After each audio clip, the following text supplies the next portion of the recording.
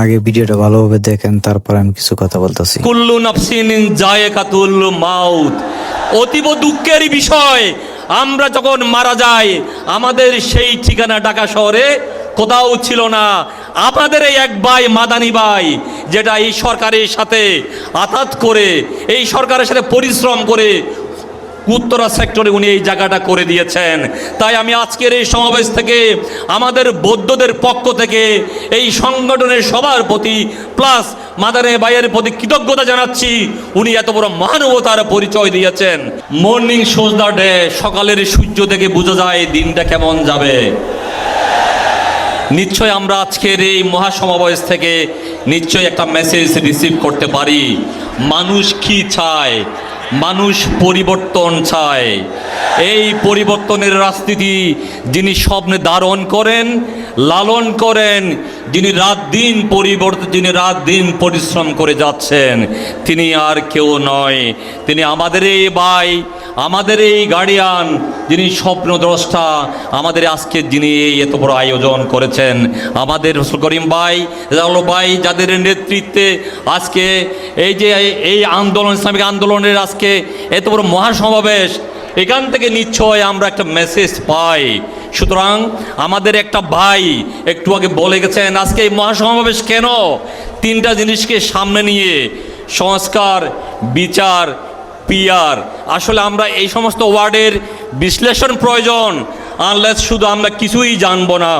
আমি সংস্কার নিয়ে কথা বলতে চাচ্ছি না, যেহেতু সংস্কারের যারা দ্বারক ও বাহক, আমি তাদের কাছে আমার এটাই রিকোয়েস্ট। আমি একটা জিনিস শুধু বলতে চাই, স্বাধীনতার 54 বছর পরে আমরা যারা মাইনরিটি হিসেবে বাংলাদেশে আছি, আপনারা জানেন প্রায় 54টা নৃগোষ্ঠী আছেন।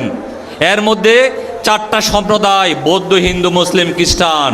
কিন্তু অতীব দুঃখেরই বিষয়, আমাদেরকে বারে বারে যারা স্বপ্নের লেলিহান, যারা স্বপ্নের বাতাবরণে এই মাইনরিটিকে ইউজ করে যখন সংসদে যায়, তখন তারা এই সংস্কারের কথা ভুলে যায়।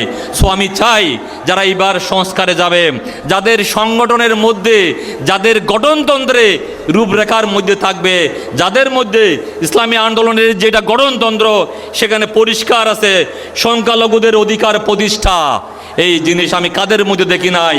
তাদের প্রমাণ আজকে এই যে মহাসমাবেশকে আমাদের মতো মানুষকে এসে মূল্যায়ন করেছেন। কয়েকটা কথা না বললে হয় না।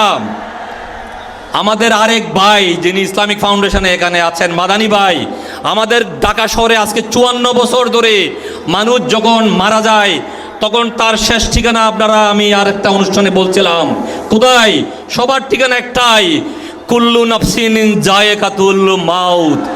অতীব দুঃখেরই বিষয়, আমরা যখন মারা যাই আমাদের সেই ঠিকানা ঢাকা শহরে কোথাও ছিল না।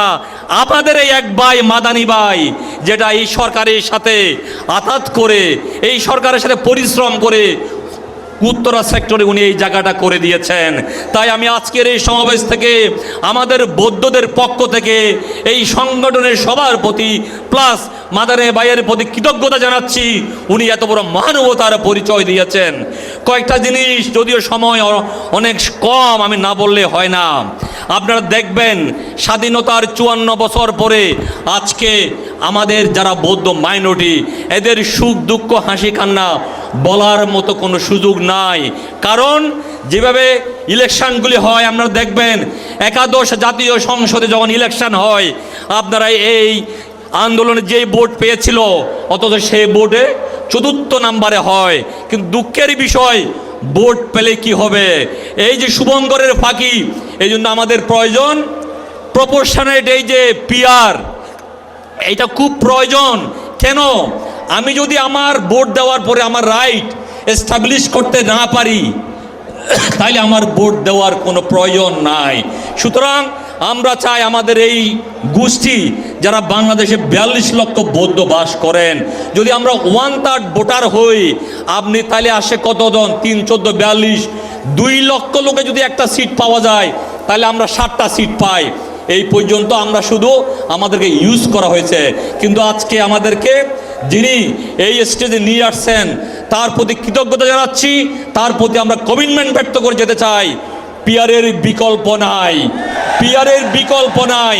আমরা চাই সামনে এই চরমোনাইয়ের হাত ধরে আমরা বিশ্বাস করি ওনারা নেতৃত্ব দেওয়ার মতো ওনারা ডিজার্ভ করে।